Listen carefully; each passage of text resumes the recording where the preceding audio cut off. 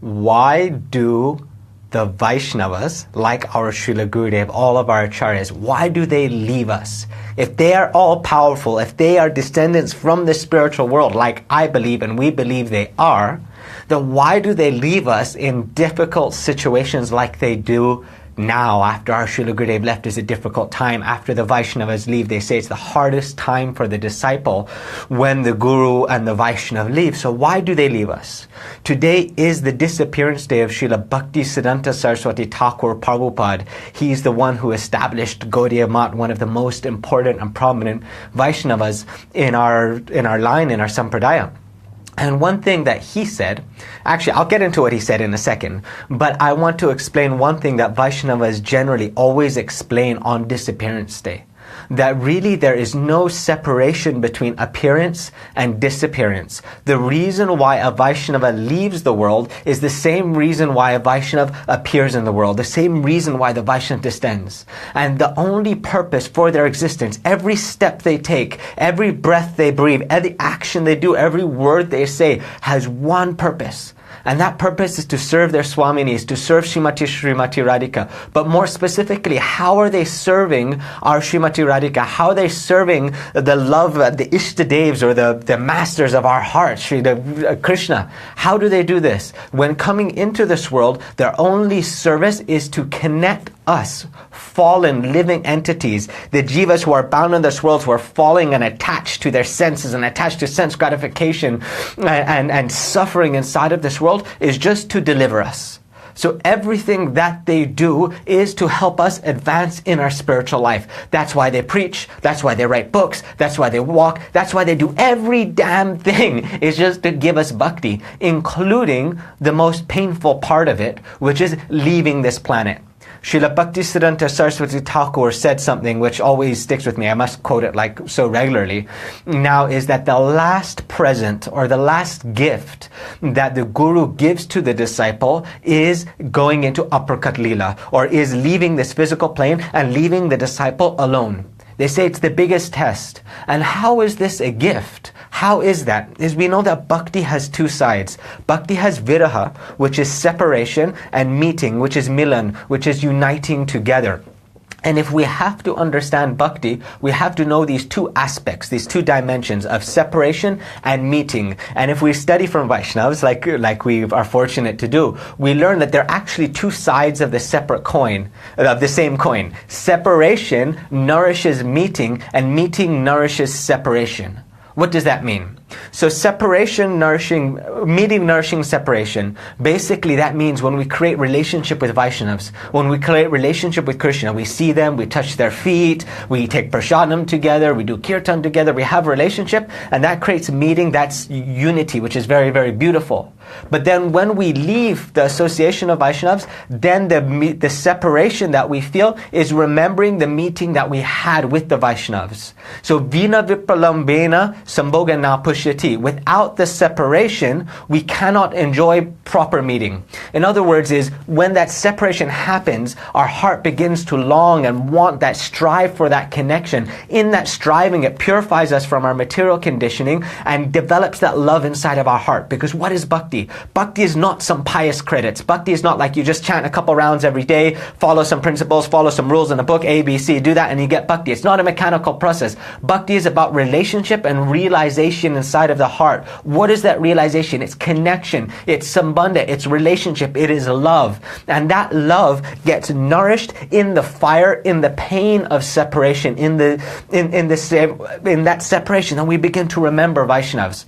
So on these days, our Vaishnavas are always giving us special guidance on how to practice these holy days, how to practice these days when Gurudev leaves, when Vaishnava leaves, when the acharyas leave. And we call it a Viraha Mahotsav, or a big festival of separation. There's the pain and the suffering, but we have a big, big festival. And what is the primary component of celebrating these days or having this festival? The primary component is smarana. Smarana is remembrance. I remember one brahmachari in the Mat, Giridhari brahmachari, he runs Seva Kundra Premananda Prabhu's now, he's in charge of temple president. We're very, very close. We served Gurudev together.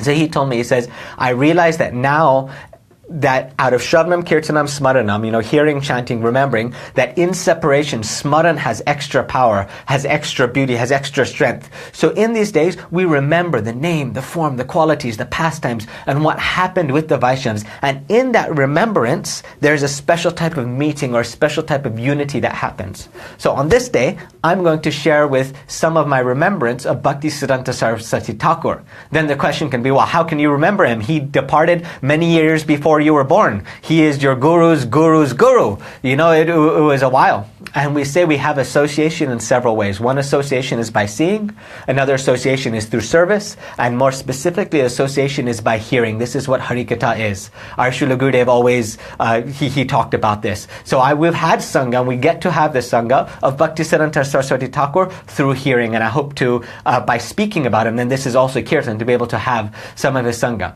So each Vaishnava has a multitude of qualities. They have unlimited qualities because they are non-different from Krishna. They're known as Ashray Bhagavan. That Krishna is Vishray Bhagavan, he is God, and Vaishnavas are Ashray Bhagavan. Also God, but just a different aspect of God. Same power, same potency. So just as Krishna has unlimited qualities, because Vaishnavas are Atmasat, their hearts are united, are fused together in a loving relationship with Krishna and God in the supreme realm. Because of that loving fuse, they also have unlimited qualities. So if we want to glorify the Vaishnavas, where do we start? There's so many different qualities. But each Vaishnava has a Vaishishtya. Each Vaishnava has a specific speciality or special qualities that makes them unique. Not all Vaishnavas are the same. Each one has a special flavor, a special dimension, a speciality to them. And that's why we have these different days where we can remember each of the special qualities of the Vaishnavas and specifically what we learned and what we got from the Vaishnavas. So if we look at our lineage, our sampradaya, Srila Bhaktisiddhanta Saraswati Thakur was completely radical. And that's one of the reasons why I like him. I like the radical stuff. Before Bhaktisiddhanta Saraswati Thakur, our sampradaya had no saffron cloth. They had no diksha, no Brahman thread, second initiation, Gayatri mantras. That didn't exist before Bhaktisiddhanta Saraswati Thakur. They had no sannyas, no dandas, no sannyas in our lineage. And all the people in the Gaudiya sampradaya, all the people who were practicing in our lineage, all they would do was they would wear white cloth and there were babajis. There was no preaching either. They had no temples. They would not establish temples. They would not preach. They would not wear saffron cloth. They would not take sannyas. They would just live together in small communities as babajis, and they would do kirtan, they would chant, and they would practice their own spiritual life. But then Srila Bhaktivinoda Thakur came and said, no, this bhakti is savai pungsam paro dharma yoto bhakti redokshaje. That this bhakti is not just meant for a few babajis doing bhajan together. Bhakti is meant for the world. Bhakti is meant for preaching. So Bhaktivinoda Thakur, he started this preaching mission. It says that he's started like a but he wrote Jaiva Dharma. He wrote many books. He even sent books to universities in Canada and abroad into the Western worlds. But really he prayed to Krishna that he would to send someone to be able to bring Mahaprabhu's mission to the world in a large and powerful way. And by his mercy, by Krishna's mercy, we had Bimal Prasad, who was Bhaktisiddhanta Saraswati Thakur as a baby, was born to Bhakti Vinod Thakur in his family. And Srila Bhaktisiddhanta Saraswati Thakur, he practiced, there's so many things. I'm just getting to a few of the parts that I like. So Srila Bhaktisiddhanta Saraswati Thakur, he established Gaudiya Mat. He took sannyas from his guru's picture. He took sannyas from his guru's picture and said, this is actually was something interesting. His guru, Shri Gorkishore Das Babaji Maharaj, he was very against money, against interacting with the world. He used to lock himself inside of the bathroom, and people would come to give him money or to take his darshan. He would like, go away, you smell worse than the stool here inside of the toilet. He was very vairagi, very separate from the world. So he gave one instruction to Bhaktisiddhanta Saraswati Thakur, and that instruction was, do not go to Calcutta. Calcutta is the big city that is near Navadvip, near Mayapur, where Bhaktisiddhanta Saraswati Thakur and Gorkishore Babaji Maharaj were. He said, don't go there because that place is a materialistic place. There's all full of cities and cars and, well, maybe not so many cars at the time, but it was completely materialistic. And if you want to do bhajan, you must stay away from the materialist and don't go to Calcutta. But what was the first temple that Srila Bhaktisiddhanta Saraswati Thakur established was the temple in Calcutta. So you think, oh, maybe he's going directly against his guru's instruction. His guru said, don't go to Calcutta. The first thing he does is establishes a temple in Calcutta. Because there's, like our Gurudev used to say, same wine, different bottle. Keeping the essence of bhakti, but adapting to time, place, and circumstance for service, for specific reason. Bhaktisiddhanta Saraswati Thakur, he decided to take this sampradaya and turn it, in a sense, into a missionary sampradaya, where it was all about preaching and preaching. He established 108 temples. On every island of Navadvip, he established one temple. He established what is called as the Brihat Mridanga.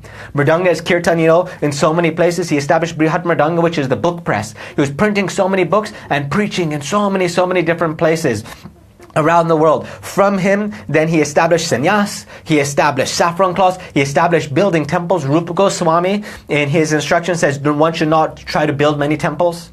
He even established giving Brahman thread, or giving second initiation, Diksha, initiation to people, which almost got him killed. The traditionalists at the time, the Smarta Brahmins, said you only have to be in a specific caste to be able to receive this second initiation. And he started giving second initiation to lower caste people.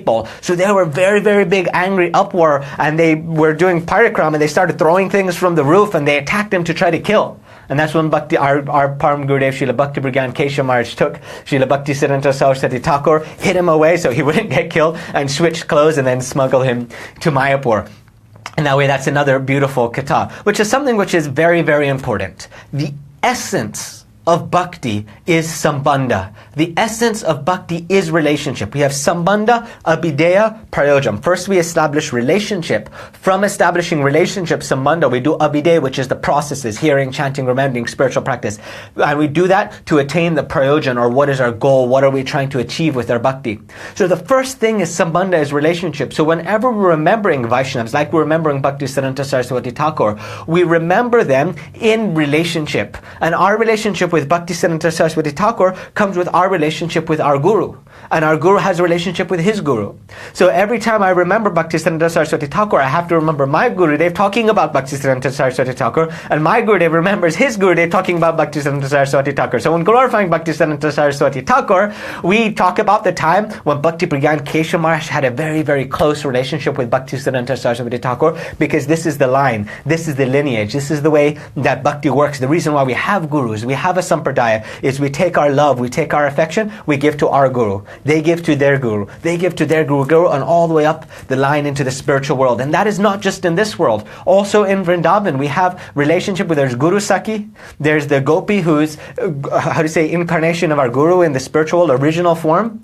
And any service we do, if we pick one flower, we give to our Guru. Then our Guru gives to his Guru, and goes all the way through. And each Parampara, each Vaishnava is giving their love, their affection to that flower. Then finally it is given to Srimati Radhika, and then Srimati Radhika gives to Krishna. So the flower has so much more love. This is the nature. Everything is roundabout. Bhakti is not direct. One thing we must know, if we're still thinking bhakti is straightforward, if we think that bhakti is direct, we think it's A, B, C, 1, 2, 3, then we're not talking about Raj Bhakti, we're talking about Vaikuntha Bhakti. That's what leads us to Narayan. That's the ABC Pancharatra rules, regulations, that leads us to Narayan in Vaikuntha. But Rajbasis, if we want to know, we have to follow how Krishna is. Krishna, he doesn't even stand straight. He's very crooked. Jamuna, not even straight, also very crooked. Gopis, also very crooked. They're speaking by eye glances. Not even any speaking anywhere, just eye glances. Or Srimati Radhika said, Jahi Madhava, Jahi Keshav, Mahavadava, Kaita Vadava. Go Madhav, go Keshav, get out of here. And this is the highest type of love.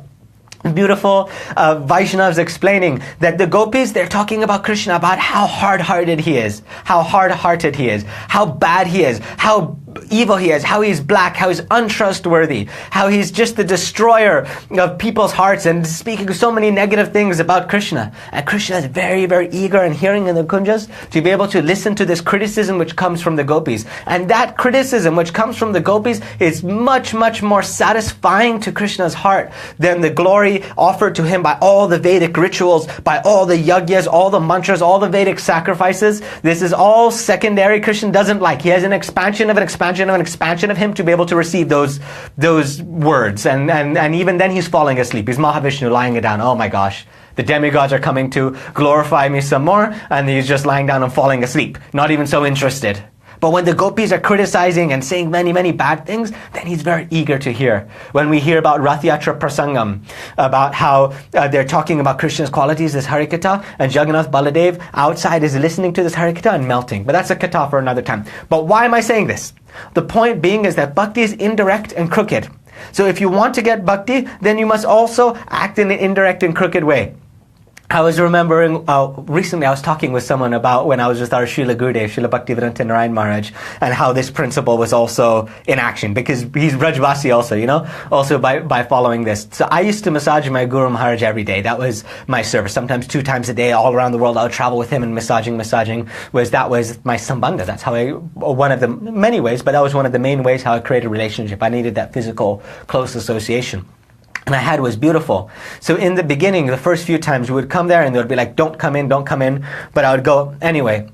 So Gurudev would give class in Mathura, and this was very hot time in Chaturmasya time. He would give class, then he would come back and there would be Premananda Prabhu would be massaging Gurudev's head, I'd be massaging his feet or his back, and there'd be like Madhav Priya Prabhu would be there, Krishna Kripa Prabhu, who is now Siddhanti Maharaj, would be there. Madhav Maharaj sometimes not. He would generally be doing other things, that we had many other people serving. And so we were massaging Gurudev, and when massaging him for a few days in a row, Gurudev was saying, why are you here? Why are you wasting your time? And then I would think, what do you mean? Why am I wasting my time? I'm massaging you. This is like the most important thing.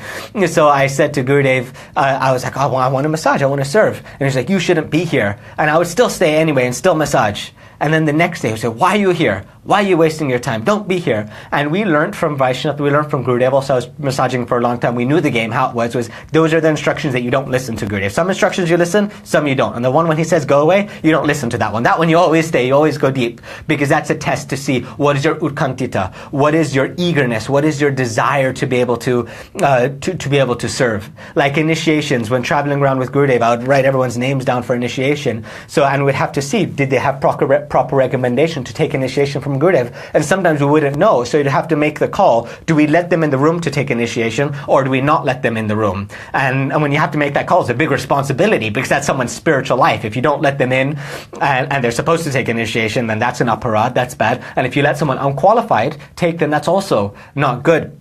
And I remember learning from Vaishnavas is you would say, no initiation from you, and we would tell them to go away. And then if they still came back, you say, no initiation from you, we tell them to go away. And then if they still came back, it showed that they had utkantita.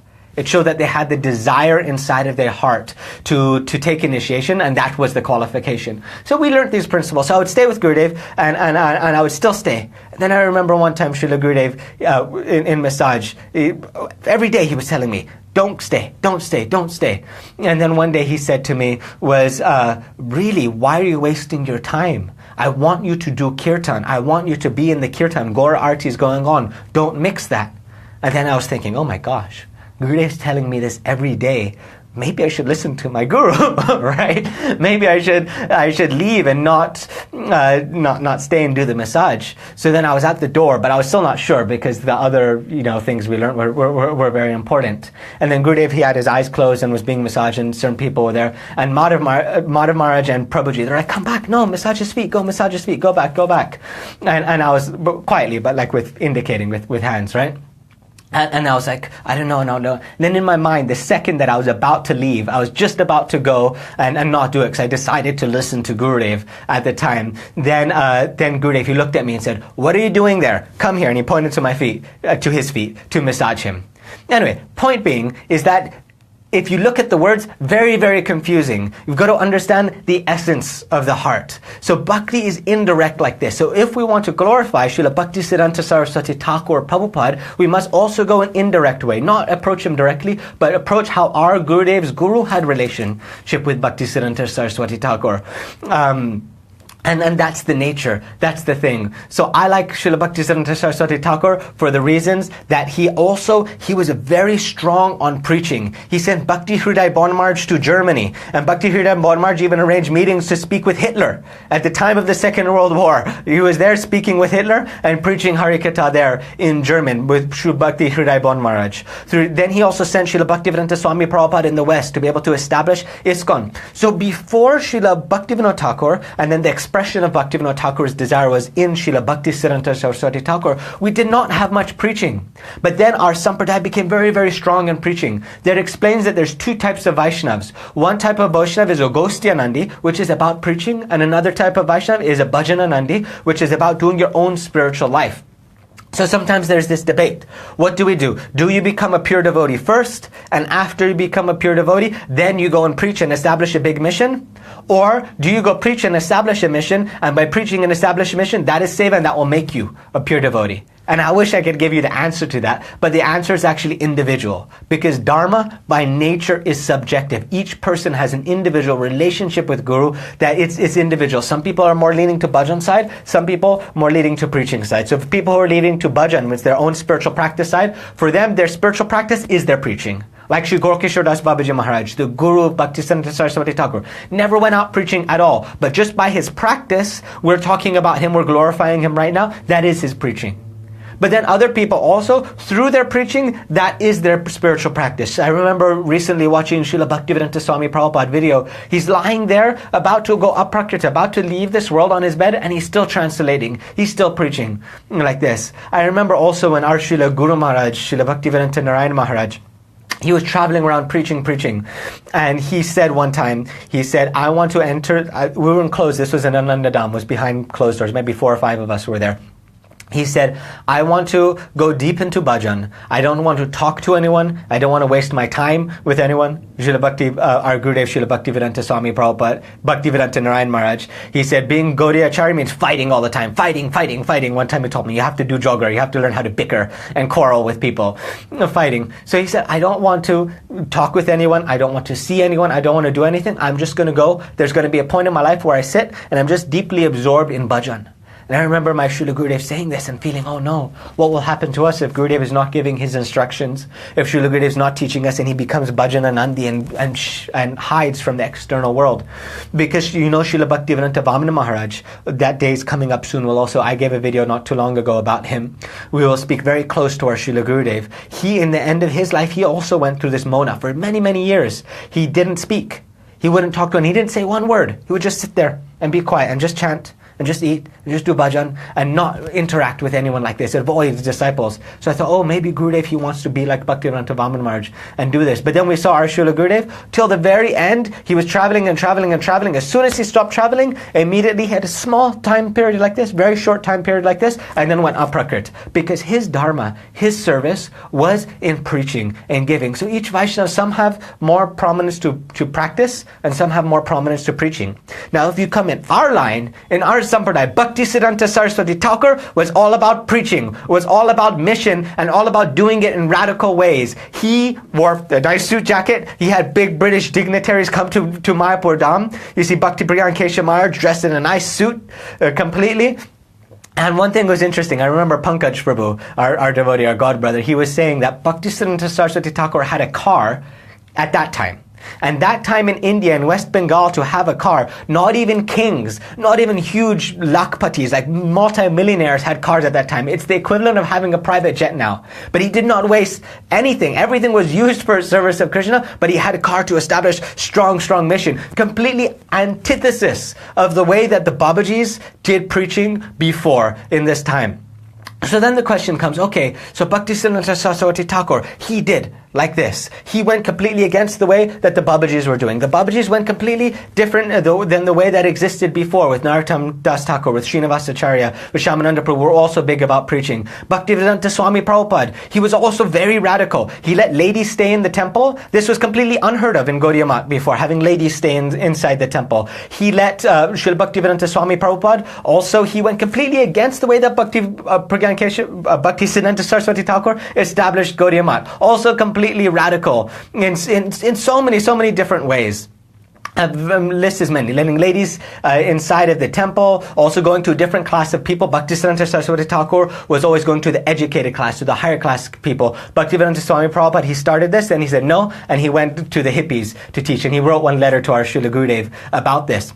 Anyway, so many different things. But point being is that our sampradaya is always going through adaptations, is always going to a change in form into the way that it's presented. But the essential truth never changes. That is Siddhanta. Bhaktisidhanta. That is unwavering truth. And that is the wine that exists inside of the bottle. So if we want to follow our Guru properly, if we want to follow our Vaishnavas properly, it's very, very important that we must understand this essence. We must understand this essence so we can realize. Otherwise, it's very easy to become deviated. And really, this is not something that can be done intellectually. Yes, we use our intellect to serve, just like we use our body to serve, just like we use our mind to serve, just like we use anything to serve. But bhakti tarka na pratishtanat.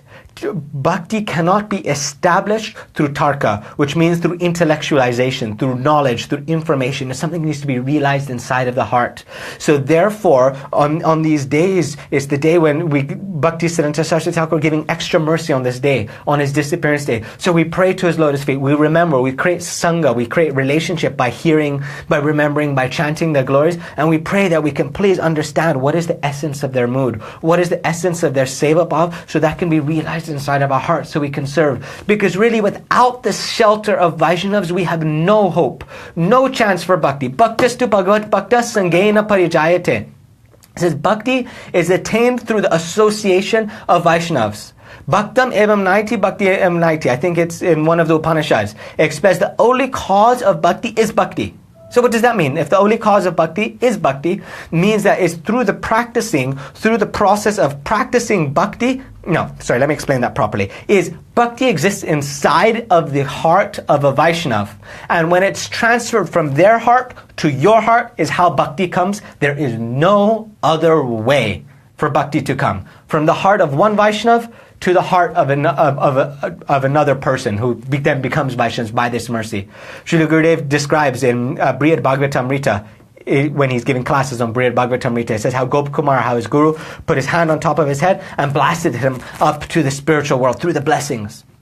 So basically, we pray to Bhaktisidhanta Saraswati Thakur and other Vaishnavas that they may bless us on this holy, auspicious day, so that bhakti can also come inside of our heart, so we can understand their mood, and so that one day we can also serve them, serve in their lineage, and have bhakti come. So I see some comments. I'm going to read the comments. If you have any questions, ask questions inside of the comments, and we will talk. Also, right after this, I'm going to do another video. I'm going through a difficult situation. I'm doing a fundraiser, so I ask you to help with my fundraiser at gofundme.com/Vishwaswami. I'll put a link in the bottom here. I'm going to do another video about that, but please, I need your help at this time. Some interesting things happen, so I'm doing bhiksha and asking for pranami. I'm begging at your lotus feet if you can help with that. But let's see if we got any questions. Many people leave because they have tried to be open-minded and live by the philosophy, but it was not a fit, and don't live up to the claimed promises. I find Gaudiya Vaishnava philosophy to be impersonal because it teaches you that you cannot have a direct personal relationship with Krishna, that instead the relationship with Krishna needs to be intermediate through a third party of Guru and Guru's institution. Okay, this is a very interesting thing. I think there's 2 points. So the first point that we've got going here is they try to be open-minded and live by the philosophy and find that it is not a fit and doesn't live to its claimed promises. One is good job for those who give it a try.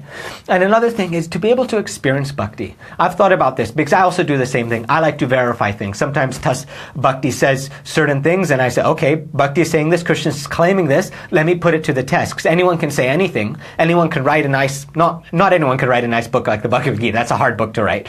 But it's like people can make strong claims, but where's the backing to it? Like right now, I'm 100% open, honest with you guys here on Facebook, which is kind of weird because then people criticize me a lot for it. But anyway, I'm testing Krishna right now. In the Bhagavad Gita, Krishna says, Ananya chintantamam yejana paryapasate teshin tibyuktanam yogakshema bahamyam. That if someone does Ananya Bhakti means one-pointed Bhakti. That means they don't worship any other demigods, any other demigoddesses. They're not doing karma kanda. Basically, the purpose of their Bhakti is they say, Krishna's God, and I'm worshiping one-pointed. They're not distracted by the flowery words of the Vedas as described, not distracted by worshipping Ganesh or Shiva or anything like this. This is Ananya Bhakti. And someone's doing one-pointed Bhakti, we're trying, giving their hearts, Ananya Bhak, towards Krishna. Teshamni nityabhiyuktanam. I carry what they have and I preserve what they lack. I give them the money, the support, I feed them, and I take care of anything. Or Hetu Nunena Kuntina Jagat Bifarivartate, that I sustain the whole universes, that Krishna is the only maintainer. We learn Sharanagati. If we surrender to Krishna, Krishna must take care of us. Or we learn like, who is it? Kolavecha Sridhar was, how do I maintain my family? I clap my hands. 1, 2, 3. And which means that 1 day if I fast, okay, no problem. 2 days if I fast, okay, no problem. 3 days if I fast, okay, no problem. But if after 3 days of fasting, I know that Krishna wants me dead, he's the maintainer of all the universes and he's not maintaining me now, it means he does not want me alive, so I'll go to the Ganga and I'll drown myself because that is my service, to help Krishna, to give him what he wants, then I'll give my life up like this. So basically, there's many places in scriptures that says, Krishna, if you surrender fully, honestly, if you pretend surrender, then you don't get the real thing. But really in your heart, if you're sincere, and Krishna takes care of everything. So right now, I lost $17,000 in funding. I had $17,000 for the project, was all planned out. Then the banks took that away, and then some people owe me some money, and now I'm in a situation where I don't really have money for food, I don't have money for rent. I lost right now, I'm doing bhiksha to the devotees. Now I'm saying, okay, is Krishna going to stand up to this? Is Krishna going to live by his words in the Bhagavad Gita? Preserve what we have and carry what he lacks. So I believe that our bhakti philosophy is not just philosophy. It's not something that's a theory. It's something that is real. We can test Krishna also. Otherwise, we're giving our life to this. And so here the devotee is saying, I've tried to be open-minded and to live by the philosophy, but found that it was not a fit. I'll talk about that in a second, but that it didn't live up to its promises. And something that I find interesting. If you read my bio in my book, Eternal Dharma, or actually you go to my website, maverickmonk.com, you'll see one thing that I've done my entire life is I have challenged the bhakti philosophy. I was born into it, my parents practiced it, so my rebellious side was like, let's try to prove this wrong, let's try to prove this wrong, let's try to show some inconsistency. And what I found is that it is completely consistent and it finds to be true. And it's really annoying because then you have to practice it. And sometimes our material condition makes us not want to practice it. It becomes completely true. So to say that it doesn't live up to its claims and its promises, that's something which is individual for people to taste and for people to see themselves. If it lives up to you, does it match? And something to test, and that's something that I test. But I will tell you, after my entire lifetime, it still has lived up to the claims of the promises, and that is very annoying because then now we have to chant a bunch of times every day, and we can't be God, we can't live our God syndrome, our material tendencies out by it. But one thing that I also find interesting is what is Bhakti saying and what is the devotee community saying? What is culture? And they are two separate things. One of the reasons why I'm the Maverick Monk, why I'm Maverick and I rebel about certain things, I spend a long time differentiating what is pure philosophy, what is pure truth coming from Krishna, what are our Vaishnavas actually saying, and what is Indian culture, what is hippie culture, what is Western culture, what are Christian ideas that have been adopted into our devotee way of thinking. And they're separate things. So many different cultural norms. Societies will pressure you to do so many different things. It's the nature of society. If you move to different societies, you see there's different societal pressures. That's why there's different laws in different places, because morality is not objective. It is a subjective expression, of the individual, but it's also a subjective expression of what society says it is at a specific time. Sometimes society says slavery is okay. Sometimes it says it's not okay. Anyway, basically what I'm saying is in our devotee community, there is much cultural pressure which has nothing to do with bhakti.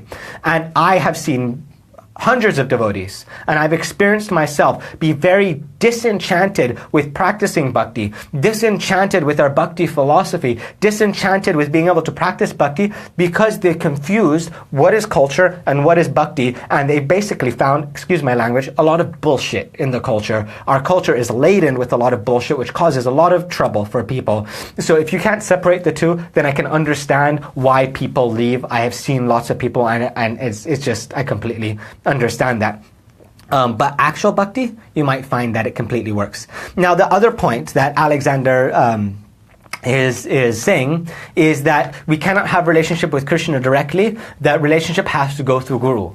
This can be abused and is abused. It is abused. People saying, I'm the Guru, I'm the way, the truth, follow me, give me your money, follow me, worship me. People for their own name, their own pratishta, their own personal aggrandizement have misused our philosophy, misused the position of Guru. And this has happened since time immemorial. Actually, and you know why I can say that? It's because in the Padma Puran, Shiva says to Parvati, Guru Bhavashanti Shishya Vitta Paharika Durlava Sadguru Deva Shishya Durva Apradartanam, I think. The last two lines, I forget the exact Sanskrit. But basically it says, you'll get lots and lots and thousands of gurus that will just take the wealth of the disciples. But it is very rare to find a proper teacher that can take the sinful activities of the disciple and actually help them. So yes, a lot of people say, surrender to my institution, surrender to me, and I'll take care of you. And this is just their own material kind of expression, their own material reality. And that is disheartening when you taste it and then you see, when you smell the bullshit, you smell the bullshit, and you say, okay, how is this philosophy? I just want to go to Krishna directly. But again, just as we don't mix culture and we don't mix, pure bhakti together, doing that causes lots of problems, which is one of the reasons why I go Maverick now, is because of those problems, that it just doesn't work for a lot of people. For some people it works. It worked for me for a while, but it doesn't work a lot of the times. In the same way, we don't want to mix false guru and pure guru, or people abusing the philosophy and what the real philosophy is saying. And if you understand the real philosophy is actually such a beautiful thing. I would not want to see Krishna separately without my Guru Dev there, because I have so much love for my Guru. Krishna would not want to be alone. Krishna is never alone. Krishna is with Srimati Radhika all the time. And if he is not with his Shakti, if he's not with Srimati Radhika, then Krishna has less power, because Krishna manifests his form according to the mood of the devotees.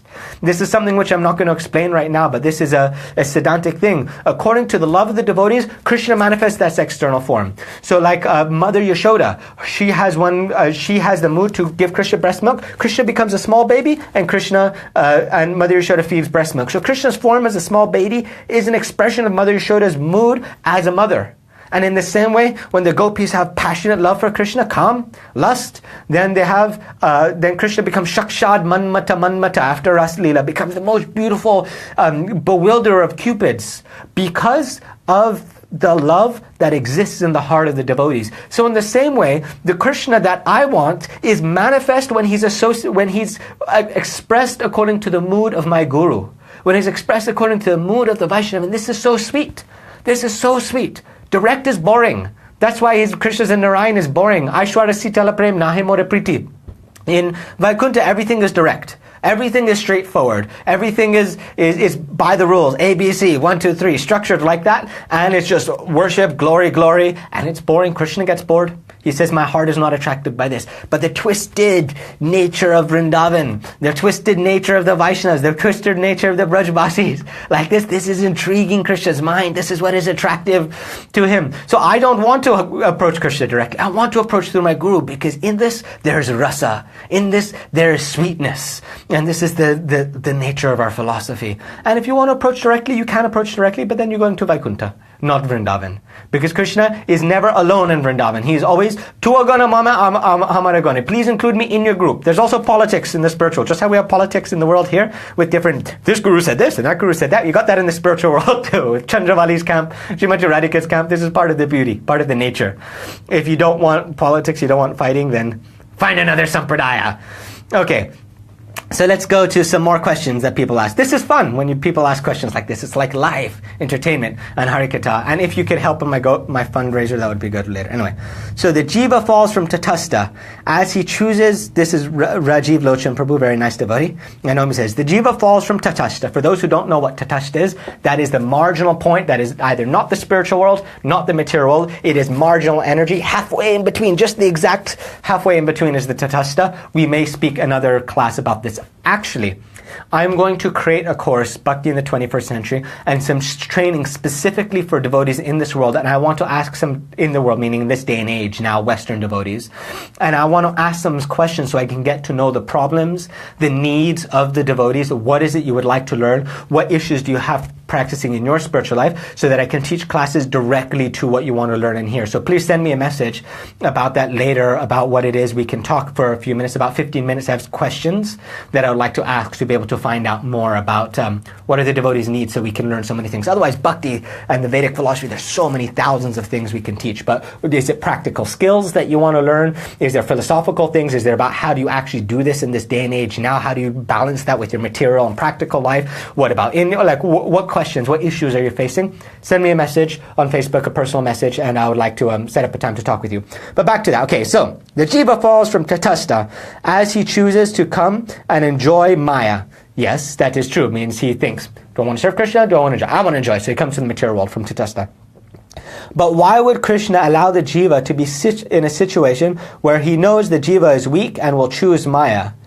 Yes, the jewel of independence is precious, as we can now go to Vraj Bhakti instead of Vaikuntha, but so much of a test of millions of lifetimes suffering. Isn't that a bit cruel? Okay, so this is fun. When I used to travel around the world teaching, I would give class, and it's always, okay, I'm thinking, how do I entertain an audience? How do I keep it interesting? So if people started getting a little bit died down, I would bring up this subject, and you always bring up a big, lively debate. Because if you study Jaiva Dharma by Bhaktivinoda Thakur, basically what he says there is that we are in the tatastha. I can tell this devotee has studied, Rajiv Prabhu has studied Jaiva Dharma. It's basically, we're there, and then it's almost by chance that we look towards the material nature, and in a split second, without actually having too much time to deliberate, we get attracted by Maya. Then Maya Shakti, or the illusion of this material world, comes and bewilders our consciousness, and then we're there for millions of lifetimes of birth and death, birth and death, birth and death, all these lifetimes, and we get smashed on the anvil of material existence, and we get born as amoebas, and we get burnt in fire, and we get tortured and suffered, and it's all because you looked the wrong way in Tatastha Shakti. And it's like, okay, it is our choice. We did choose to come here, but ain't that a little bit mean, Krishna? Like, why did you set up a system? It's kind of like you gave the fine print that you didn't really get to read, and Krishna kind of like, how do you say, snookered us, or Krishna gave us a little bit of a misleading deal that leads us to so much suffering when we could have just chosen the spiritual world and not had so much suffering. So in essence, I used to feel this a lot, that it's not fair. It's not my fault. If I am sincere, why am I suffering? Why am I in the material world like this? And the answer to this problem is a long, deep one, but I'll give it in essence here. So the first thing is, one, tatastha, Jiva Shakti is tatastha Shakti, or the midpoint, the energy, that middle energy that is not spiritual, that is not material, is also the living entity. That is us. We are Tata. In Bhagavad Gita, Krishna explains that kala, or time, is one thing that exists in the material world. In the spiritual world, there's no such thing as kala. There's no such thing as time. There's nitya vardhaman kal, or the eternal present, the eternal now. Knocks Eckhart Tolle right out of the thing. We've got it much better in the spiritual world. So when this decision came, but to be bewildered by material energy, to be in the spiritual world, that decision is always happening. Every moment right now we can choose. Can I look towards Maya? Can I look towards Krishna? And we make that decision every second. When I'm speaking here right now, I can choose to be surrendered, choose to kind of let what I've heard from Guru and Vaishnavas come and speak through me, or I can choose to try to be smart and intelligent and look good for the camera and be material. And so I'm being under material energy or under spiritual energy at the same time. And when we're 100% always choosing spiritual energy to be with Krishna, then we will be in the spiritual world. That's a moment, that's a choice that we have at every time. Now, a deeper answer to that question is the very idea of suffering, the very idea of play. And here, like you said, tens of millions of lifetimes of suffering. Ain't that kind of bad? And basically, the nature of suffering is that if you are to have pleasure, there has to be suffering. Because if there's no pleasure, if there's no suffering to kind of measure against the pleasure doesn't count as pleasure. You do not know that it is pleasure because there's nothing that is opposite of it. It's just that one thing. So for there to be pleasure, there has to be pain. For there to be enjoyment, there has to be suffering. That's the nature of it. So suffering doesn't only exist in this world. In the spiritual world, in the transcendental domain, in Vrindavan with Krishna, there is much, much, much more suffering than exists in this material world. It's explained that if you take all the suffering of the material world, that means all the cows getting slaughtered, all the insects being crushed, everyone having their family die, everyone whose legs are chopped up, all the wars in history, all the animals being torn apart by other animals eaten alive, all the suffering in this world, and all the suffering of the hellish planets combined, that's in the hellish planetary systems. If you take all of that combined together, that does not equal 3 drops of the suffering that Srimati Radhika feels in the separation of Krishna. It's because her consciousness is so high, because her love is so deep. This once yuga nimiksham chakshur sapar vishayam, 1 second of separation seems like many yugas, and there's so much more suffering in that than all the suffering in this world. And that is nature. That is the nature of the transcendental realm. Because the love is so high, when we have viraha, when we have separation from Vaishnavas, then that suffering comes. I just saw that I have very little battery left, so if we get cut off, it was the battery's fault, and then I'll just go things in the comment. I'm going to do another webcast in a second. I'll plug it in and do a webcast for the fundraiser after that. So let me answer your questions fast so I don't leave you on a quick time. So basically, suffering in the spiritual world, suffering in the material world, both places suffering exists. The only place where suffering does not exist is in Brahman, which is the material state where you're not covered by Yogamaya, or you're not covered by Mahamaya. You're not covered by the internal spiritual energy, and you're not covered by the material energy, and you're just situated as nothingness. And that samatvam, or that samadhi, that not real samadhi, but one type of samadhi, or that equanimity, that Brahman realization, is the only place where there's no suffering. But there's also no pleasure of seva. There's also no pleasure of love. So much beauty is lost, and us in our sampradaya, we don't like this. We want to have real love and relationships, so we accept the suffering also. So now another thing is, if suffering leads to pleasure, is it suffering? Like, for example, if you're doing push-ups, you're working out your muscles. I like to do exercise, right? And you're going through pain. You're doing that pain, but it feels good because you know that's building your muscles, that's giving you exercise, that's giving you power. So basically, Jiva Goswami describes that any suffering which leads to happiness is not really considered suffering. It's just part of the process of happiness, right? Like, there's many examples of it, but I don't have time to give this. So the suffering in this world is designed to purify us. In the Jaiva Dharma, it's described, we're like a piece of gold, and we're put in fire, and then we're smashed by material existence to purify us, to gradually, so we can enter into the spiritual world. So we go, oh my gosh, why am I suffering in this world? Why do I exist? And when we start answering these questions, we start on the spiritual path and begin to process and develop in bhakti in the process of doing that, and then we gain happiness. So it's not real suffering from a neutral position. But from a subjective position, yes, it is suffering. But in the spiritual world, from the subjective position, the love of the gopis is also suffering subjectively. Objectively, it's not. We could talk about that more later. Message me if that's not clear. But let's see if we have any other questions before my battery runs out. So we have Rick Roll Montang. He says, although for Vaikuntha, you must accept Lakshmi and her attendants as guru, but liberation is possible. The jiva is very small, so, the jiva is very small, so just atomic relation possible.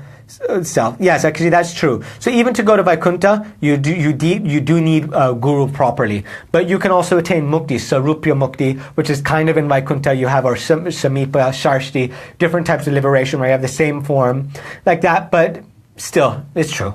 A guru is necessary for anything. Even if you want to learn how to do exercise, for example, for yoga, you need a guru. You need a teacher. Even if you want to learn how to do anything in this world that is worth of value, you need a guru, a teacher. If you want to get a PhD, you need a guru, you need a teacher. That's just the nature of life.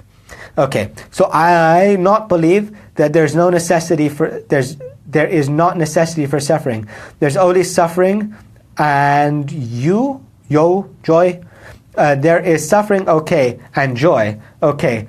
And okay, joy works out, although, this must be on speed typing or something. What do you think about my conclusions? In other words, bhaktas is boring, we look for joy. I don't fully understand that, I must be autocorrect in it, but I think possibly what you might be saying is there's joy in the world and we can choose to suffering. There's one quote which I like from a smart person that I don't remember who, says that suffering is a choice. And I completely agree.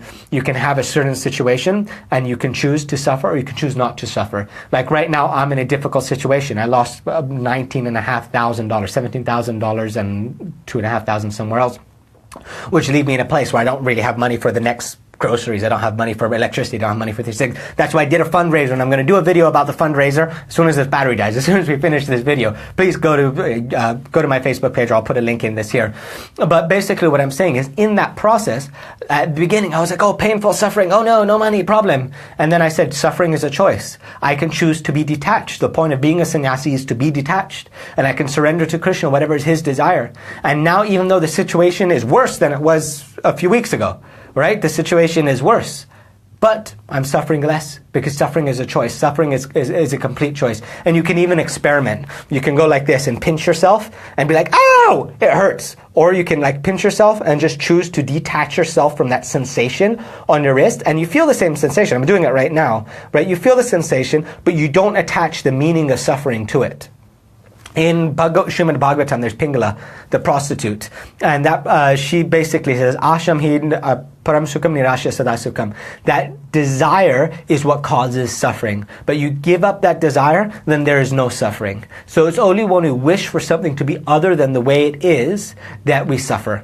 And that is just the nature of suffering. So really, suffering is a choice. And through the process of meditation, like I teach in my Maverick meditation method and programs like that, we can actually control our mind and control our state of being, where sukha dukkha samakripa labalo jayajo, like explained in the Bhagavad Gita, where happiness and distress is viewed as equally. Victory and defeat is viewed as equal. There's happiness, distress, it's all the same. And this is actually the state of equanimity, the stita pragya mind, where we're looking. You gain $1 million, lose $1 million. Have your arm chopped off, sprout 3 more hands, all equal to you. It is the same. And that is what, not even a devotee, this is not even bhakti. This is just coming to that Brahman, that stita pragya equipoise state. And when we're practicing bhakti, we really want to be able to come to this state completely detached from the world.